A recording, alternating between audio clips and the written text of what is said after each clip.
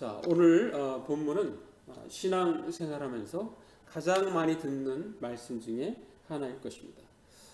그리고 많이 인용되고 사랑받는 말씀 구절 중 하나입니다. 자, 그런데 이 구절이 어떤 배경하에서 나온 것인지를 우리 정확히 안다면 우리는 더욱더 그 용도에 맞게 기도할 수 있을 것입니다. 오늘 본문은 예수님의 유언과도 같은 말씀입니다. 자, 앞에서는 내가 하나님 아버지께 가야 성령님이 오실 것이라고 말씀하십니다. 그리고 그 성령으로 말미암아 기쁨이 충만할 것임을 말씀하셨습니다. 자, 그리고 이제 새 시대가 오면, 즉 성령이 이 땅에 오시면 새 시대의 제자들은 성전까지 갈 필요가 없어지는 것입니다. 예수님의 이름으로 하나님께 구하면 받게 될 것이라고 언급하고 있습니다. 자, 아까 읽었던 본문 요한복음 16장 24절 제가 한번 읽겠습니다. 지금까지는 너희가 내 이름으로 아무것도 구하지 아니하였으나 구하라 그리하면 받으리니 너희 기쁨이 충만하리라. 자, 제가 이해하는 본문은 이렇습니다. 이제 내가 너희들과 헤어져 다시는 볼 수 없을 것이다. 그러나 슬퍼하지 말아라. 내가 가면 곧 성령이 오셔서 너희와 함께 하실 것이니 그 성령으로 인하여 너의 기쁨이 충만해질 것이다. 그리고 오늘 본문이 등장합니다. 오늘 본문 말씀에는 기록이 안 되어 있지만 그 행간을 추측하면 이렇습니다. 이제부터는 너희가 내가 그동안 이 땅에서 했던 사역을 행해야 한다. 그러니 담대함과 용기를 가져라. 너희가 내가 했던 일을 행하려고 할 때 필요한 것이나 혹시 막히는 것이 있으면 걱정하지 말아라. 그리고 하나님 아버지께 나의 이름으로 구하라.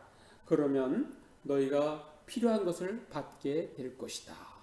이게 행간에 묵상하면서 나온 그러한 말씀입니다. 어떻습니까?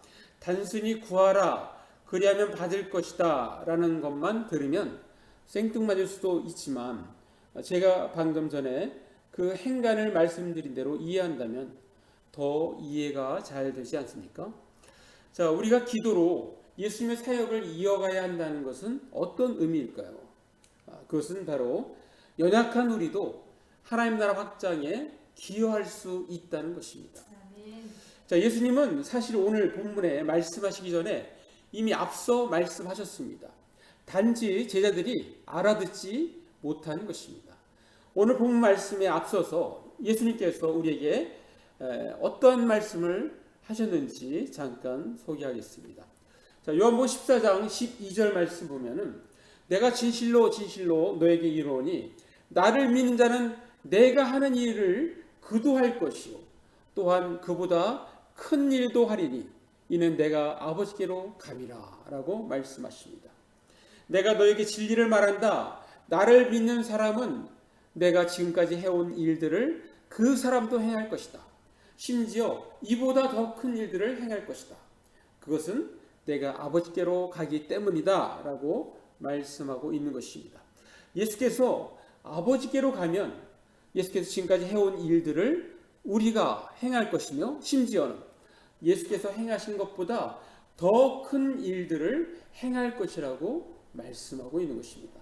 그 이유는 무엇입니까? 그것은 바로 예수님의 이름으로 하나님께 기도하면 하나님께서 주시기 때문인 것입니다. 자, 그 다음 절이 이렇게 말씀합니다. 요한복음 14장 13절 너희가 내 이름으로 무엇을 구하든지 내가 행하리니 이는 아버지로 하여금 아들로 말미암아 영광을 받으시게 하려 함이라. 자, 무슨 말입니까? 기도라는 새로운 무기를 통해서 연약한 우리도 예수님의 사역을 능히 감당할 수 있다는 것입니다. 연약한 우리도 기도를 통하여 하나님 나라 확장에 기여할 수 있다는 것입니다. 그리고 그 결과는 이로 인하여 하나님께서 영광을 받게 된다는 것입니다. 자, 예수님의 이름으로 기도하라는 것은 어떤 의미가 있을까요? 그것은 예수님의 이름으로라는 것은 예수님의 뜻에 부합하고 예수님의 소원과 일치하는 기도일 때 하나님은 들어주신다는 것입니다. 하나님께서 응답하신다는 것입니다. 이는 약속입니다. 하나님은 약속을 반드시 지키십니다. 자, 예수님의 이름으로라는 것은 또 다르게 어떤 의미가 있을까요? 참고할 만한 거 소개한다면, 자, 21세기 C.S. 루이스라고 불리우는 팀 켈러 목사님은 이 기도라는 책에서 이렇게 얘기합니다. 예수님의 이름으로라는 말은 기도하는 가운데 자기 능력이나 경력에 의존하지 말고 구원을 베푸시고 용납해 주신 그리스도를 의식적으로 신뢰하며 하나님께 나아가는 것을 말한다라고 그렇게 소개하고 있습니다. 자, 사랑하는 남부중학교 성도 여러분, 우리 교회가 이제 지상으로 올라가려 합니다. 이에 우리는 이러한 질문을 스스로에게 해보아야 합니다. 그것은 교회란 무엇인가? 과연 하나님께서 원하시는 교회는 어떠한 모습인가? 라고 말입니다. 자, 이것에 도움이 될 수 있는 것을 한번 보겠습니다. 찰스 스탠리의 목사의 아들이며 미국의 노스포인트 커뮤니티 교회의 담임 목사인 앤니 스탠리는 그의 교회 이야기, 노스포인트 교회 이야기라는 책에서 교회에 대해서 이렇게 정의합니다. 교회는 은혜와 진리가 충만한 곳입니다. 예수님의 사역이 그대로 이루어지는 곳입니다. 자, 예수님의 사역이 그대로 이루어지는 곳, 그것이 바로 교회라는 것이에요. 자, 예수님의 사역은 무엇입니까? 예수님의 사역은 예수께서 이 땅에 계실 때 어떤 일을 하셨는지를 우리는 성경을 둘러보면 잘 알 수 있습니다. 병 고치시고 필요한 물질 공급하시고 사람들을 섬기시고 사람들에게 가르치시고 세상 사람들에게 복음을 전하셨습니다. 자, 이 부분에 대해서 유기적 선교교회 운동의 영향력 있는 대변자인 프랭크 바이올라 목사님은 예수는 지금이라는 그러한 책에서 이렇게 소개합니다. 나사렛 예수는 이 땅에서 사역할 때 병자를 고치고 귀신을 내쫓고 제자들을 훈련하고 사람들을 가르치고 하나님 나라를 예비하면서 대부분의 시간을 보냈다라고 소개하고 있습니다. 자, 예수님의 사역, 즉 병자를 고치고 귀신을 내쫓고 제자들을 훈련하고 사람들을 가르치고 하나님 나라를 예비하는 일을 이제는 우리가 이어서 해야 한다는 것입니다. 아니 목사님, 우리가 그것을 어떻게 할 수 있습니까? 라며 도망가면 안 된다는 것입니다. 우리 주님은 우리가 할 수 없는 것을 하라고 명령하시지는 않습니다. 우리가 할 수 있다는 것입니다. 이웃을 도울 수 있는 역량이 우리 각자에게 주어졌다는 것입니다. 그 도구가 무엇입니까? 예, 그렇습니다. 바로 기도입니다. 기도를 통하여 예수님의 사역을 감당하는 것입니다. 자, 당장 우리 교회는 지상으로 올라가기 위하여 전세 보증금이 필요합니다. 전세 보증금 2,500만 원이 필요합니다. 자, 뿐만 아니라 장의자 말고 1인용 독립의자, 또 대형 TV, 또 새로운 반주기 등이 필요합니다. 아이 목사님, 우리가 그러한 돈이 어디에 있습니까? 자, 오늘 본문은 우리에게 말씀하십니다. 걱정하지 말고 기도하라고 말입니다.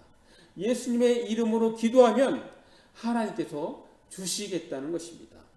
자, 그런 의미에서 우리가 아까 읽었던 본문을 다시 읽습니다. 자, 요한복음 16장 24절 보시면 같이 있습니다. 시작. 지금까지는 너희가 내 이름으로 아무것도 구하지 아니하였으나 구하라 그리하면 받으리니 너희 기쁨이 충만하리라. 자, 오늘 이 말씀 그대로 이루어져서 말씀처럼 우리의 기쁨이 충만해지기를 간절히 바랍니다. 자, 우리는 지금 우리는 기도로 예수님의 사역을 이어가야 합니다라는 제목의 설교를 듣고 있습니다. 자, 그렇다면 우리는 어떻게 해야 할까요? 두 가지만 말씀드립니다. 첫 번째는 자, 매일 시간을 정해서 꾸준히 기도해야 합니다. 자, 미국의 베스트셀러 작가 맥스 루케이도는 예수님처럼이라는 책에서 이렇게 얘기합니다.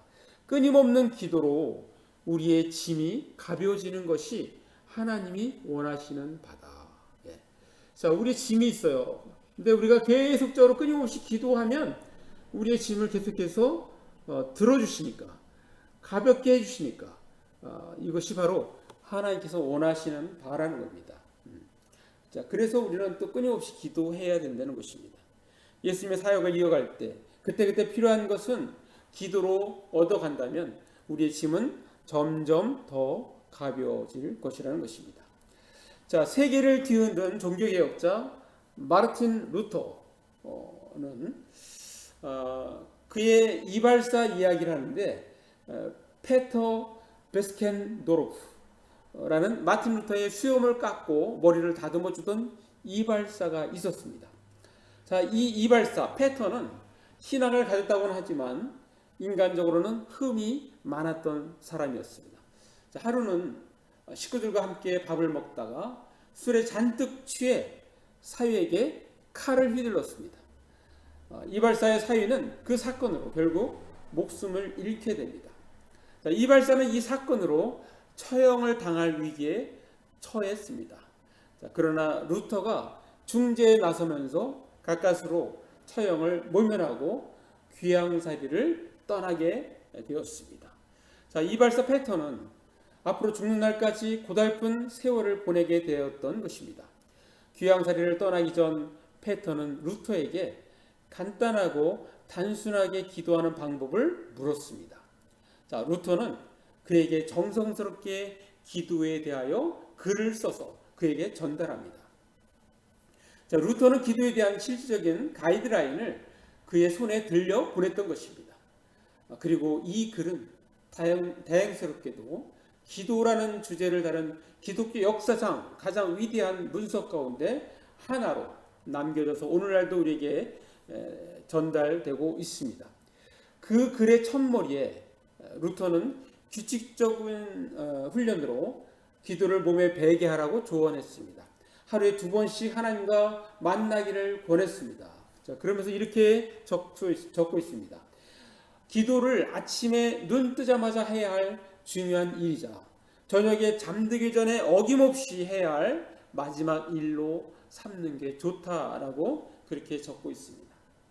조금만 있다가 앞으로 1시간 동안만 이런저런 일을 처리하고 나서 기도하자라는 그럴싸한 거짓말에 속아 넘어가지 않도록 조심하라고 그렇게 적고 있습니다.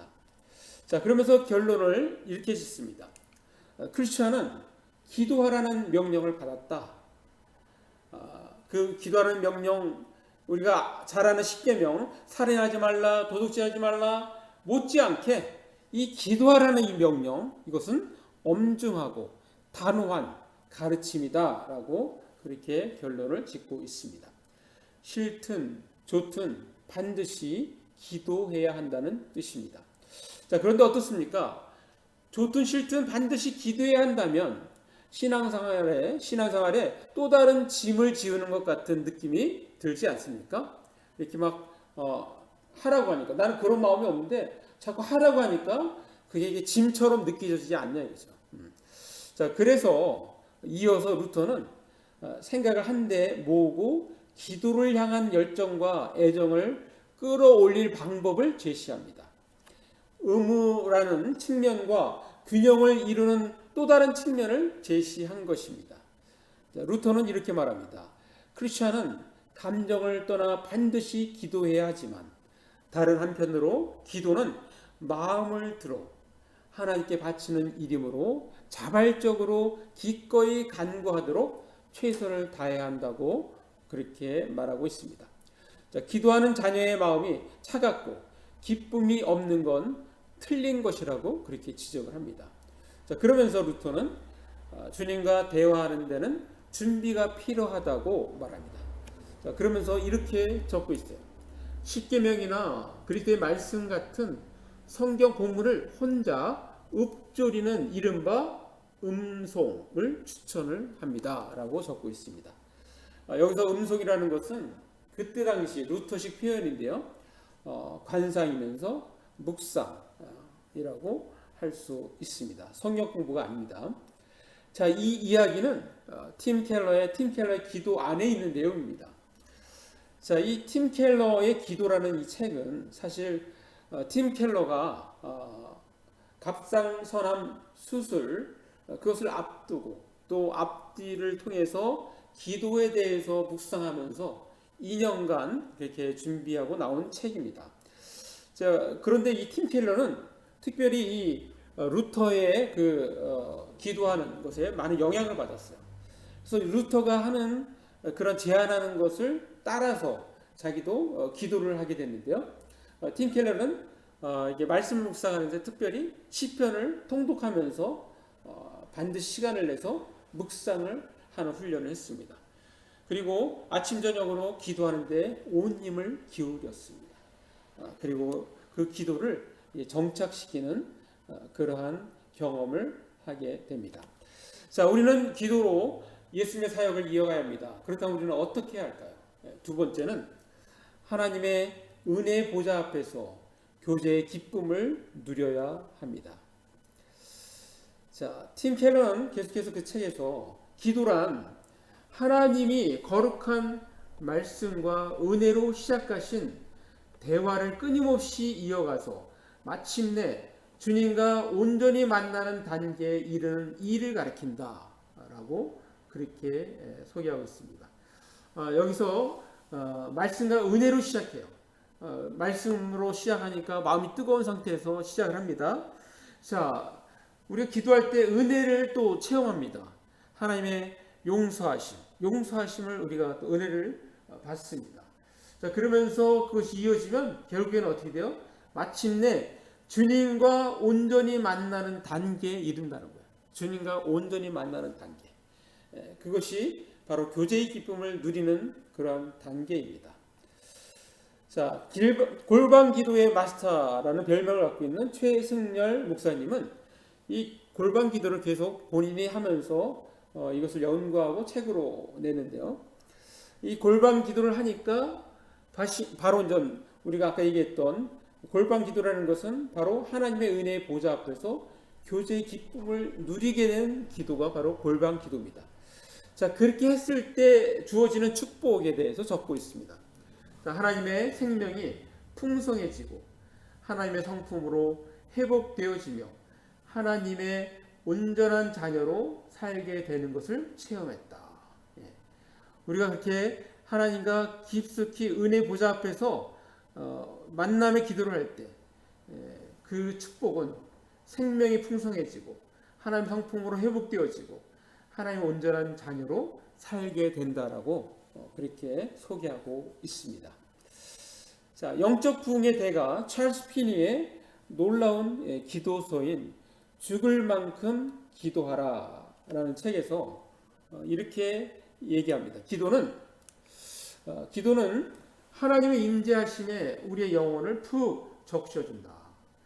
기도는 하나님과 교제를 나누는 것이며 그러한 교제의 신성한 영향력 아래 온 마음을 가져오는 것이다 라고 그렇게 소개하고 있습니다.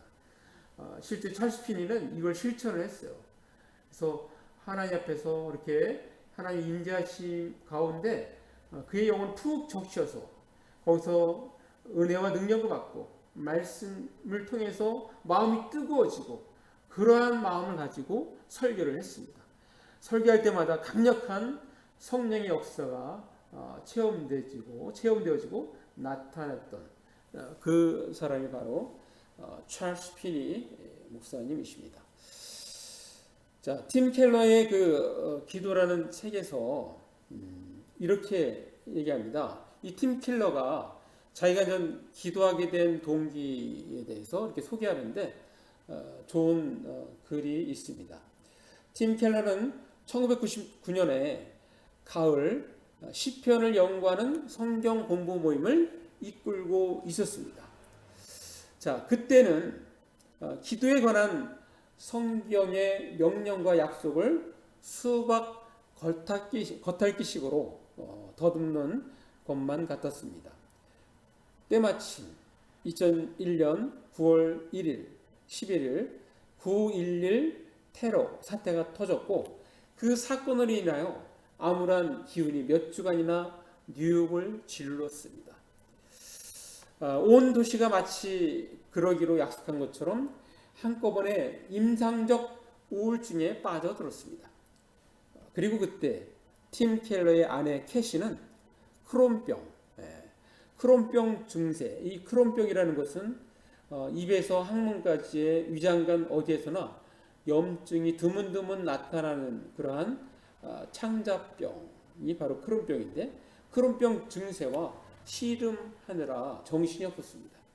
그리고 끝내는 남편인 팀 켈러마저도 갑상선 암 진단을 받았습니다. 자, 그야말로 총체적 난국에 빠져 헤매던 어느 날 아내 캐시는 남편 팀 켈러에게 함께 해야 할 일이 있다고 말을 합니다. 자, 캐시는 남편 켈러에게 매일 밤마다 빠지지 않고 머리를 맞대고 기도하자고 제안합니다. 자, 가끔 한 번도 아니고 매일 그러자는 것이었습니다. 자, 엄두조차 낸 적이 없던 일이었는데 남편 팀 켈러가 머뭇거리자 아내 그 캐시는 남편 켈러에게 이렇게 이야기합니다. 여보, 만약 우리가 불치병에 걸렸다는 선고를 받았다고 생각해봐요. 그날 의사가 약을 주면서 이렇게 얘기하는 거예요. 날마다 잠자리에 들기 전 하나씩 먹어야 하고 이를 걸으면 몇 시간 안에 숨이 끊어진다 라고 경고하는 거예요. 절대로 잊으면 안 되고 그랬다가는 반드시 죽을 테니 알아서 하라는 말이지요. 자, 이런 말을 듣고 깜빵할 수 있을까요? 며칠씩 까먹기도 할까요? 아닐 거예요.